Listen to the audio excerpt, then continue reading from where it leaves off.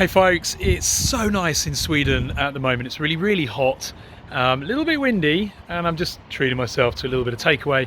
But I just thought I'd tell you in advance about a video that I've got going live later tonight, which hopefully you guys will find really useful.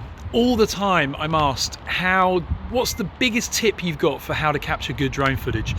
And so I've put a video together. It's about 10 minutes and it's got loads of tips in there about the key thing that people do wrong when they not only capture drone footage but as well when they edit it afterwards. And it's so simple, the fix that you need, it's just so simple, and I'll talk about it in this video.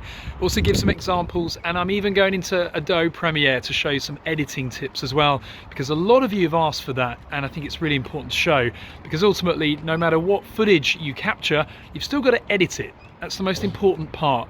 So hopefully you'll find it useful. Anyway, it'll be online probably in about an hour because it's about 7 or 8 gigabytes and it's rendering as we speak. Hence why I'm getting a takeaway, because I'm greedy and it's Saturday night. It is Saturday, isn't it? Yeah.